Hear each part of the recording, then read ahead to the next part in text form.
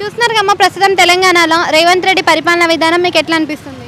ఇక సన్న బియ్యం వస్తున్నాయి. ఇంకా రానోళ్ళకి రేషన్ కార్డులు ఇవ్వలేదమ్మా ఆయన. మళ్ళా కొత్త వాళ్ళకు పింఛన్లు రాలేదు. పింఛన్లు అసలే ఇస్తలేడు.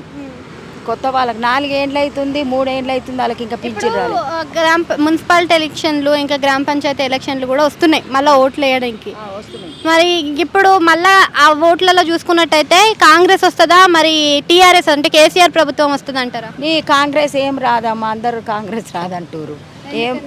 ఏం రాదు, ఆయన ఏం చేస్తలేడని అందరు తిరుగుతారు, రాదంటారు. అంటే ఫ్రీ బస్ ఇస్తున్నాడు, 500 రూపాయల గ్యాస్ ఇస్తున్నాడు, ఫ్రీ కరెంట్ ఇస్తున్నాడు కదా.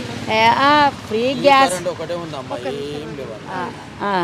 గట్లా ఫ్రీ కరెంట్ ఒకటి ఉన్నది. ఇక అవి పింఛన్లు వస్తలేవు, రానోళ్ళకి రేషన్ కార్డులు లేవు, ఇక వచ్చిన వాళ్ళకు బియ్యం వస్తున్నాయి. ఇక అంతేనమ్మా. బీఆర్ఎస్ ప్రభుత్వం లోకల్లో వస్తే మరి ఎట్లుంటుంది అంటారు? కాంగ్రెసా? బీఆర్ఎస్ కేసీఆర్ గవర్నమెంట్ వస్తే కేసీఆర్ రావాలి.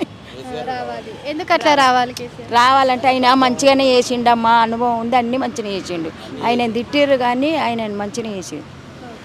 అయితే ఇప్పుడు కాంగ్రెస్లో ఉన్నప్పుడు మనకు 6 పథకాలు ఇచ్చిండు, కానీ కేసీఆర్ గవర్నమెంట్ అంటే బీఆర్ఎస్ ప్రభుత్వం ఉన్నప్పుడు ఏం పనులు చేయలేదు అని అంటున్నారు కదా. అంటే పథకాలు ఏం లేవు, ఫ్రీ గ్యాస్ కానీ ఫ్రీ కరెంట్ కానీ 500 ఫ్రీ గ్యాస్ ఇచ్చిండు ఆయన కూడా. పింఛన్ ఇచ్చిండు, ఫ్రీ గ్యాస్ ఇచ్చిండు, అన్ని ఒక బస్సు ఒక్కటి పెట్టలే. Thank you.